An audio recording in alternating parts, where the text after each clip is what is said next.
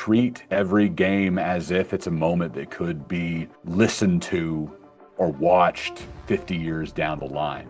You have to go into that every single opportunity you get prepared for a moment that could last a lifetime for one of those players on the field, and treat it with the respect that it deserves. Don't go in thinking, oh, this is just a Thursday night high school volleyball match. Who cares? I'm not going to prep. Yeah. No, prepare as if it is the most important game of the day anywhere, because for one of those players on the field, it could be one of the most important moments of their athletic career and something they're going to want to share 50 years in the future.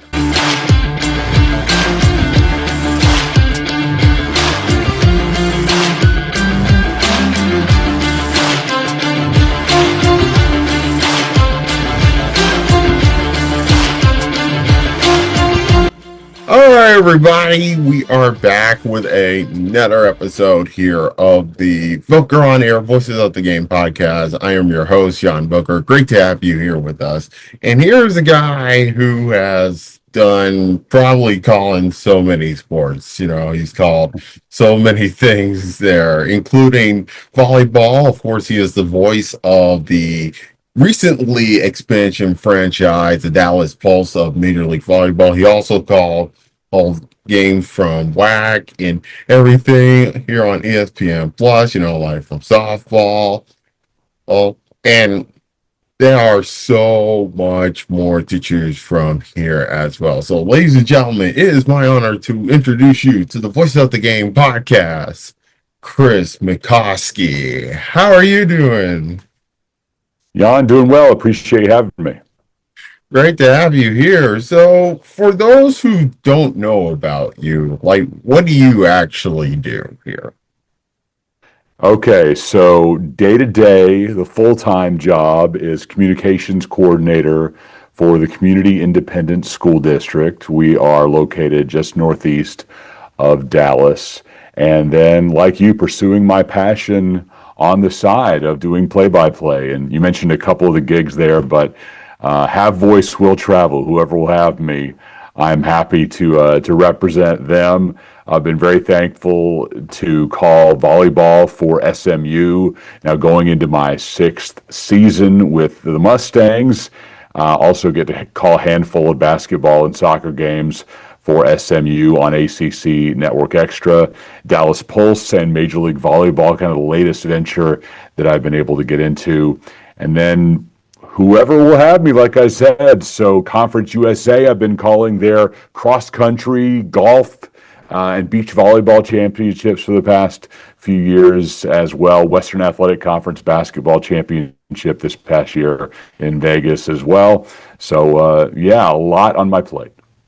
So you called so many sports. I mentioned volleyball, but you also call sports like baseball, basketball, football, softball, everything that is definitely a lot on your plate. So I do want to ask you, where does that dream begin for you here?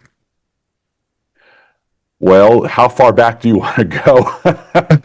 That's a good question. You go all the way back to my childhood when both my grandfathers were so heavily involved in sports, and I knew one way or another I needed to be part of that world. My grandfather on my mom's side was in sports marketing. Before that, a sports writer for the Fort Worth Star-Telegram. My grandfather on my dad's side was one of the team doctors for the Texas Rangers. In fact, the very first one for the Rangers. So I grew up in that clubhouse, going to spring training, and I knew one way or another I had to be involved in sports. I was unfortunately not smart enough to become a doctor, so had to figure something else out. So, are you up until this day? Are you still a Texas Rangers fan here? My fanhood has drifted in recent years, certainly, but I tell you, just some of the decisions that the ownership group has been making lately have made me question my fanhood with them. But I'm a fan of people more than anything else, Jan. The people that are involved with SMU volleyball. I will always be a fan of Coach Sam Erger, Coach Krista Branson, wherever they go, whether it's with SMU or if they end up somewhere else down the line. Two of my favorite people in sports. And, there are a lot of other great coaches and players that I've been able to work with over the years that I will follow them and be a fan of those individuals for a very long time. Yeah, absolutely. And SMU was, not long ago they become like an ACC team. And I think before then, I think they were like, like I couldn't remember, but I think they were like, like a Big 12 team, if No, I'm not no. mistaken. ACC was their introduction into what we call now the Power Four conferences. Before that, they were in the American Athletic Conference. So Oh, okay, that's yeah, where I there we go. started. That's where I started calling SMU games, and they wrapped up their tenure on the volleyball side with winning a championship in the American, which will rank up there among one of my favorite matches ever to call, and getting to watch those coaches and players cut the net down after winning the American. Oh, so that's good. So that's a great accomplishment to like finish off the college sports season there. So Yeah, that's one of I've been able to be part of that twice now in my career with SMU winning the American. They cut the volleyball net down to celebrate that championship. And then with the Dallas Pulse in their expansion season, winning the MLV championship. Got to watch them cut the nets down. And then, as the voice of the team, they handed me the scissors too. So I got to cut part of the net down myself, which is very cool. absolutely. And when it comes to like women's sports, everything is possible there. You never know what to expect when it comes to like, like expansion teams who has not made it to the championship before, and so many opportunities that could really bring in the moment here when it comes to sports broadcasting. Now, speaking of which, what was the biggest early challenge for you when you decided that, you wanted to like let's just say you probably get your foot in the door, or you probably trying to like work things new for like every sport? What was the biggest early challenge for you at that time? Well, I tell you, Jan, my career has been multifaceted. I've gone down a lot of different roads. So, uh, early challenges really were just to land that first job in sports. I started off after college on the news side of things. I was covering politics and covering other hard news stories for the ABC affiliate in Des Moines, Iowa. And after a very short period of time there, I realized I want to get back to the fun side of this. Got to get back to the sports side. So thankfully was able to call on an old internship and get back to a radio station in Dallas. And I've lived a charmed life after that. One of my best friends from college at the University of Missouri needed a weekend sports anchor at his television station in Monroe, Louisiana, and not having ever been to Monroe before, got over, took a visit, and decided, okay, we can make this work. And worked with my great friend James Dare for a couple of years before he exited the television world himself, and now doing pharmaceutical sales, doing very, very well. And this typically sports broadcasting is a young man's game. There are not a whole lot of people who can make this work with families and kids and everything else involved. So many of my friends who were in the sport broadcasting world when they were younger decided to move on and do something else. So I think longevity is rare in this business, and I just keep sticking it out and finding ways to make it work. And those connections that you make over the course of the years end up landing you in some pretty special spots, and I've enjoyed it along the way.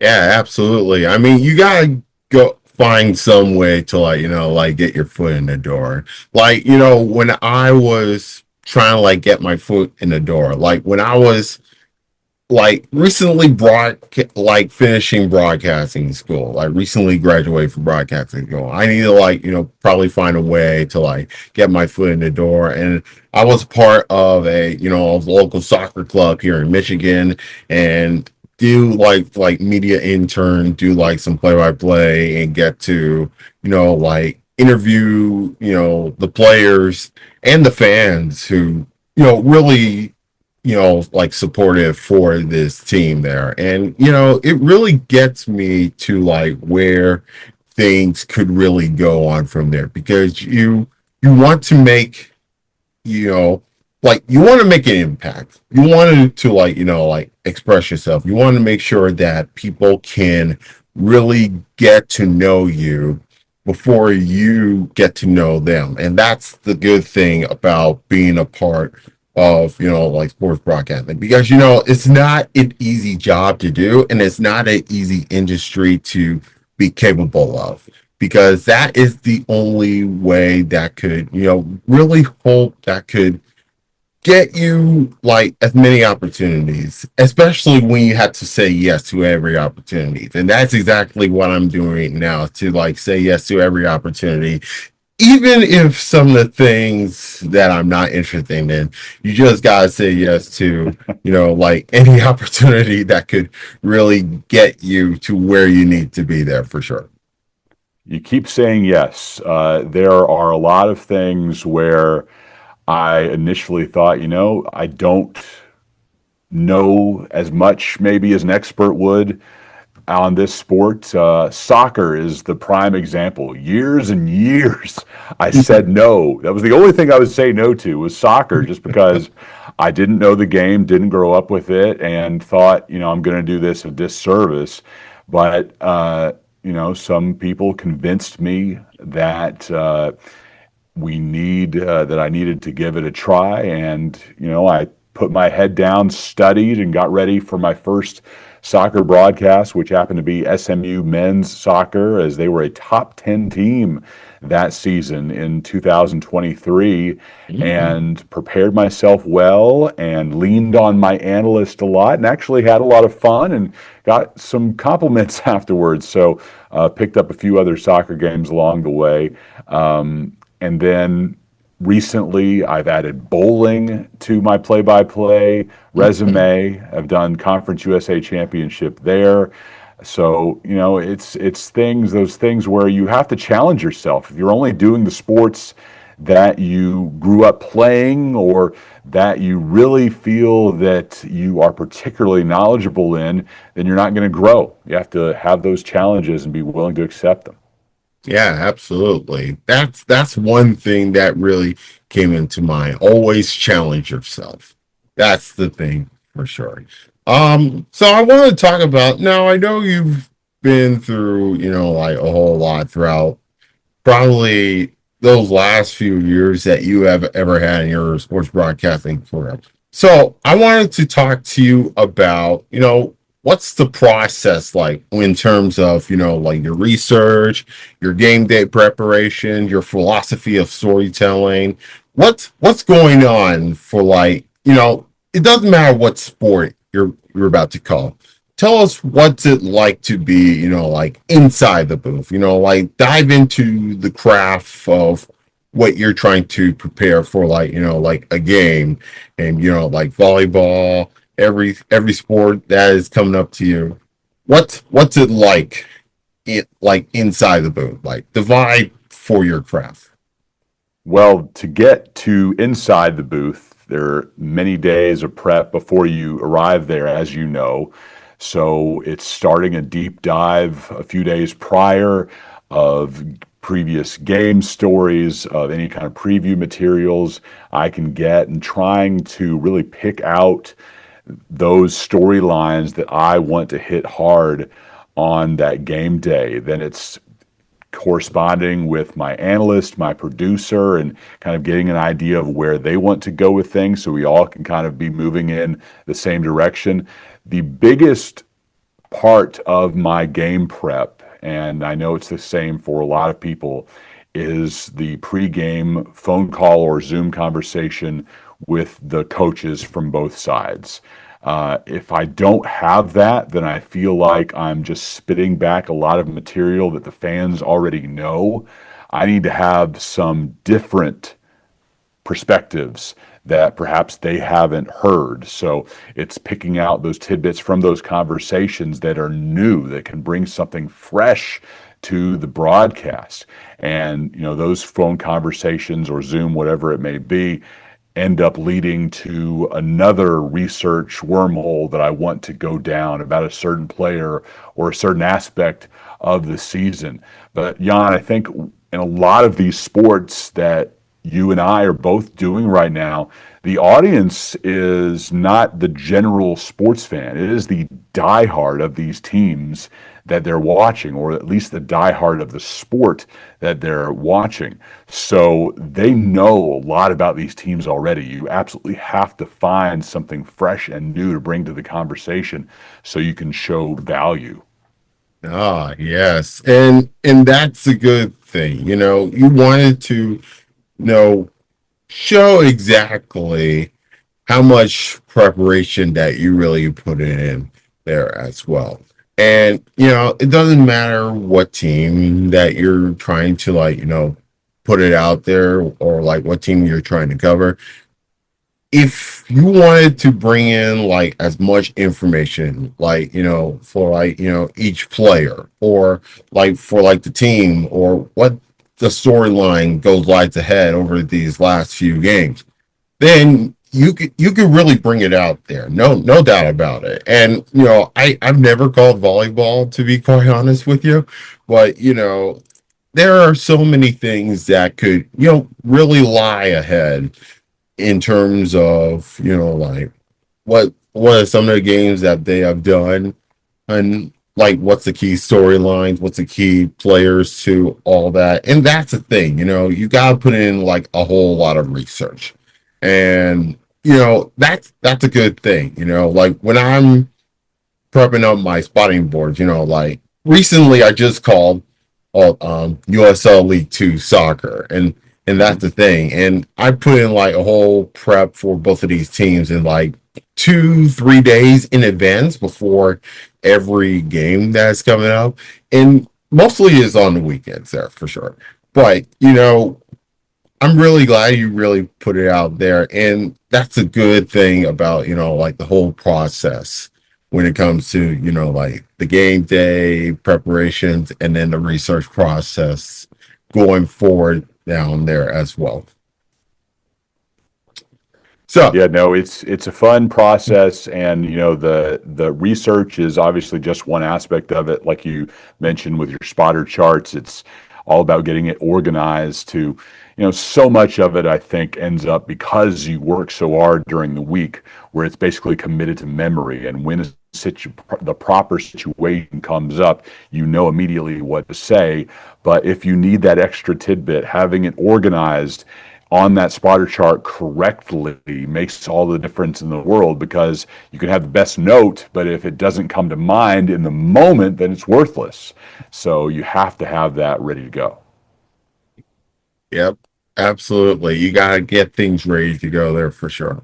Now, there's two things that really come to mind when it comes to broadcasting. You got to call in the big moments, and then handling mistakes. How do you compare these two all together? Well, the big moments are what you live for. Obviously, you want that huge moment that's going to resonate with the fan base, that's going to live forever. I when a young broadcaster will ask me about my preparation and about the execution of it all, I typically will bring up, and I said this to a class at the University of North Texas recently, that any one of these games that you go into, only 100 or so people may be watching in the moment. For instance, let's just say it's a midweek college softball game in the American Conference. There's not going to be a huge audience there in the moment. Sure, you have to realize that. But for any of these student athletes on the field, they could have a moment that they remember for the rest of their lives. So you have to remember that audience isn't just who's watching that day. It could be that player's grandkids someday. They want to go back and say, when I was 20 years old, I hit this homer to win the game. And I want to, they're showing it to their grandkids. And you get to be the voice of that moment years and years and years into the future. So there's some things that end up being timeless and you don't know it entering that day. Now, you go to the opposite side of things and, you make a mistake on air. You're human. It happens. You unfortunately just have to kind of move past it and not let one mistake compound into multiple mistakes. And these are things as a play-by-play guy that are going to drive you crazy. And sometimes they end up resulting in a sleepless night after the fact. I called a great college baseball game this past spring and thought there was a play at the plate, long fly ball to right field, runner had to tag up, try to score the game-winning run, and I thought I nailed it. I thought I had a great call. All right, this is going to go Sports Center top 10, whatever it is. I hear the highlight, and in the moment, I somehow forgot how to tell my right from my left. Okay, you think it's great, you think it's perfect, and I said high fly ball to left. I'm like, how does that happen? How does your brain misfire in the moment and you don't know the direction the ball is traveling? So, Wow. you just, all you can do after that is like, you just have to laugh it off. It's like, man, the brain works in funny ways. Like it's very, very strange. Like I had no idea it happened until I saw the highlight an hour later. Yeah, it always happens to like the best of us.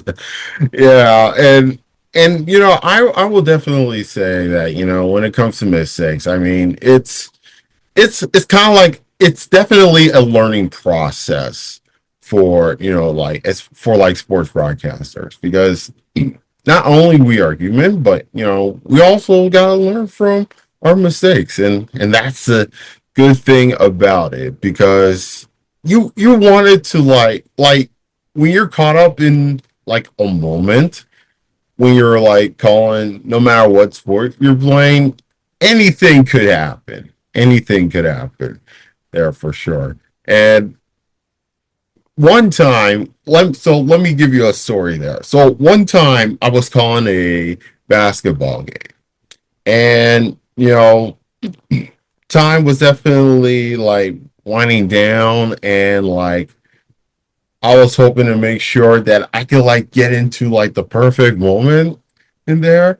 And then the next thing you know, like driving to the basket, and I was like, oh, and then that could really put it out there for sure. But I mean, that's the thing. It happened to the best of us, and I hope that hopefully one day when we look back into like watching our games, we gotta figure it out. Like what have we done to like what have we done that we definitely did good at, and what are some of the things that could really improve there as well, because that's what I love about being broadcasting. You learn something new, you learn something every day, and then you just gotta go with the flow.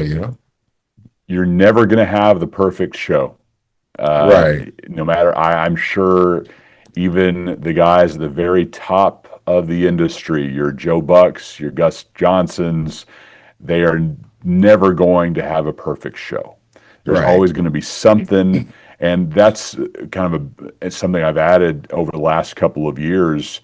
Is at the very after we get off the air, after shake a couple hands, I won't leave my seat until I write down a couple of things like I could have done that better, could have done better. So you have to recognize those kind of immediately because you let a night pass, you're going to forget about it, and then you have the same mistake happen in a future broadcast. Like, man, I've done that before. Why did I do that again? And it's because you didn't really, hit on it in your post game, and you didn't make a point to correct the issue. So you're again never going to be perfect. There's always going to be a little flaw. There's always going to be something you wish you did better, but you can still strive for perfection. Absolutely. And you always got to make sure that everything works well for you, no matter how hard you try. Yeah, for sure. All right. So let's talk about career defining moments. What was your favorite broadcast that you have ever done throughout your entire broadcasting career so far? Here. There have been some great moments. It's hard to really nail down one particular thing on the field. Uh, I've had a few baseball games where and softball games where it's been a complete sellout, and those moments get your juices flowing when it's a packed house around you. I love doing that. Not too long ago, I did a series of Texas versus LSU softball, and packed house every game of the weekend, and just amazing energy in the building. Loved that. A player who got knocked down at first base. It was kind of a crazy incident where the runner turned the corner and barreled her over, hit the ground. Next inning, she comes back up and hits a grand slam to power Texas to a win over LSU. That literal goosebumps on my arm during that call. And as that went out, like I was working with my partner Megan Willis on SEC Network Plus, and I show her my arm, like literal goosebumps happening in that moment. But Jan, I've told this story before on other shows, but I'll always go back to my favorite moment ever, and it really had very little to do with the game that was happening in front of me, but it's just the overall moment and the overall power of sports and how it can bring people together and be such a positive in people's lives. I was in I believe at the time, third, maybe fourth year calling SMU volleyball. I want to say third at this point, and SMU was playing Pepperdine. This goes back a couple weeks prior to that, and my daughter had been in the hospital a lot. She had been diagnosed with a terminal issue, and I've been very, very open about this on social media, asking for prayers, continuously giving updates on Hannah and how she's doing, how you can be praying for us. And I didn't know that the SMU players were following me on social media. I really didn't pick up on that, but got to the arena for a match a couple weeks prior, and Krista Branson, one of the SMU assistants, comes up to me in pregame and said, "The girls have been talking, and they want to dedicate a game to your daughter." And I mean, immediately chills in my body and almost started crying. 2 weeks come and the game comes. I walk into the arena and see a huge sign on the SMU bench that says, "Pray for Hannah." I see the coaches wearing her colors. I see Jamison Wheeler, one of their star players, one of my favorite players I've ever covered, come up and give me the game ball before the game starts and say to give that to Hannah. And she was in the midst of a hospital stay then, so she couldn't come to the match, unfortunately. But we get to the end of the match, and I'm doing my post-game interview with Sam Erger, the head coach. And I thought I had a really good question. My first question, as she sat down, and she completely ignored it and said, "It does not matter what you're going to ask me. I'm going to talk about your daughter and why we dedicated this game to her and how we were playing for something bigger than ourselves." And yeah, best moment of my career by far. And the fact that those young women would want to dedicate a game to her was incredibly special. She was 9 months old at the time. Mhm. Doctors told us she would not live to see her first birthday, and she just recently celebrated her third birthday. So, Oh, as before I came to the office to talk to you, greeted with a smile from Hannah this morning, and yeah, so very, very special. Nothing will ever top that.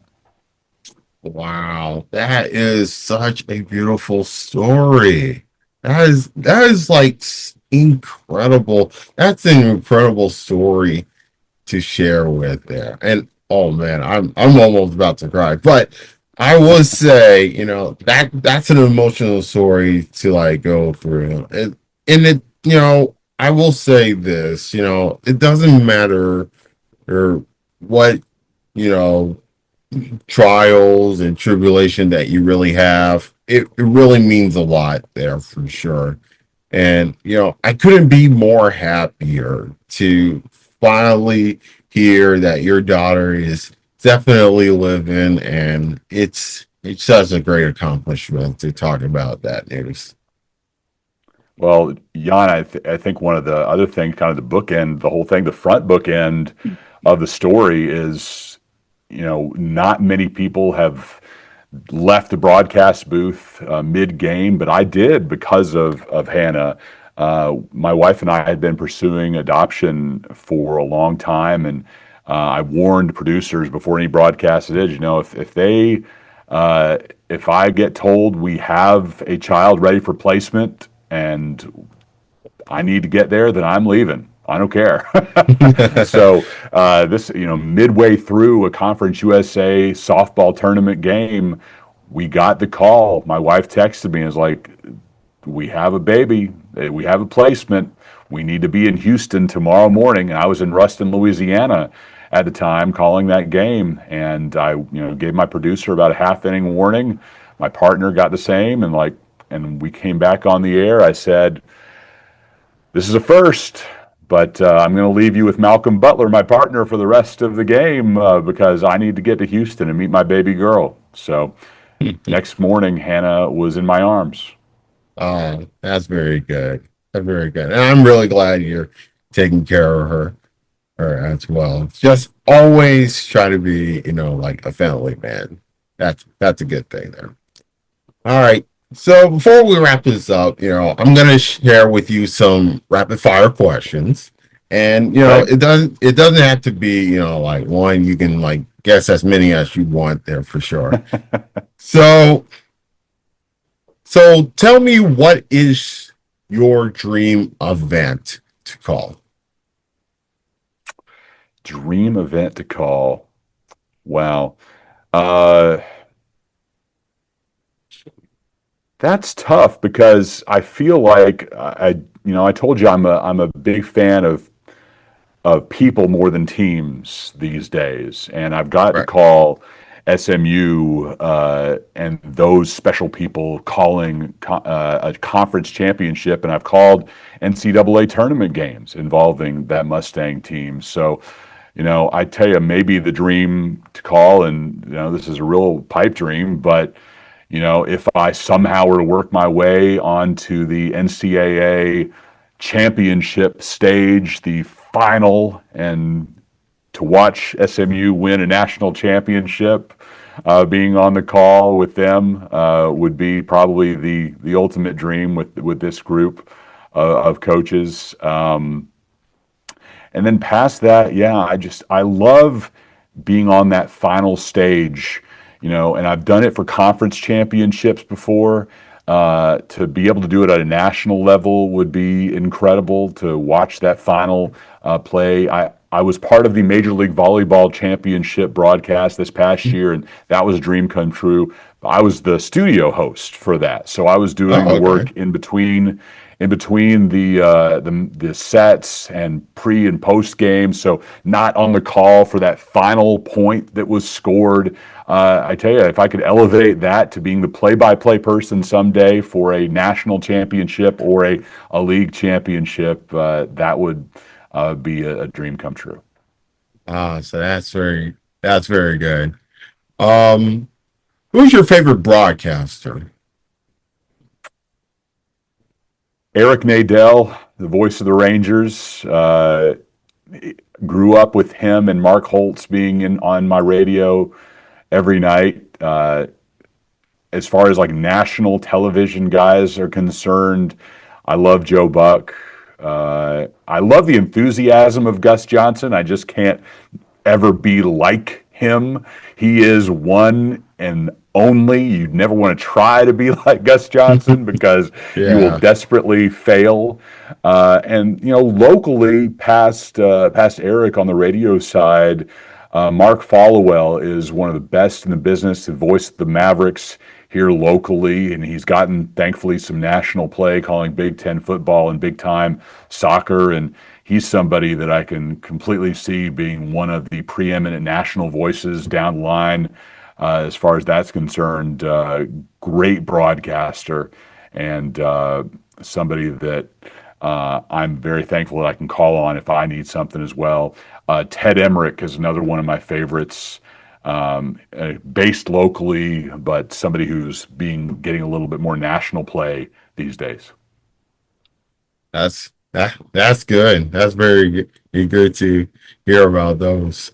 And then finally, what is the one piece of advice for aspiring broadcasters? Well, yeah, I think it goes back to what I said earlier. Treat every game as if it's a moment that could be listened to or watched 50 years down the line. You have to go into that every single opportunity you get prepared for a moment that could last a lifetime for one of those players on the field, and treat it with the respect that it deserves. Don't go in thinking, oh, this is just this is just a Thursday night high school volleyball match. Who cares? I'm not going to prep. Yeah. No, prepare as if it is the most important game of the day anywhere, because for one of those players on the field, it could be one of the most important moments of their athletic career and something they're going to want to share 50 years in the future. Well, that's good. That's a great advice to hear about all of those. So, Chris, where could we follow you on social media, or is there like anything what's next for you? Well, my last name is my handle on X and on Instagram, so I'm sure you'll put it on the screen, Jan. But hard to spell, good Polish last name, but it is that's where you'll find me. And then as far as what's coming up this fall, I'll be back on the high school football game of the week as a sideline reporter. This will be my 7th year doing that in Dallas-Fort Worth on television. And this year we make the move over to Fox 4 Plus here in Dallas-Fort Worth, KDFI TV 27. So have 11 games throughout the regular season. Really excited about that. Still love being involved in high school football. And then college volleyball will kick off not too long after that for me. I'll be on for SMU volleyball games on ACC Network Extra. Also with UT Arlington volleyball on ESPN Plus, or ESPN Select, they're calling it now. But a lot of that coming up. Be back on college football in a college football stadium somewhere. Don't exactly know my assignments yet coming up for that, but always staying busy, always trying to book that next gig. As a freelancer, there's never enough. You're always looking for more. Yes, absolutely. And I hope I will probably get through a whole lot there, especially when we get ready for the fall there as well. So, Chris, thank you so much for being here. Thank you for your time and to talk about, what's going on. And I I wish you a good luck the rest of the way. Thank you, Jan. Appreciate it.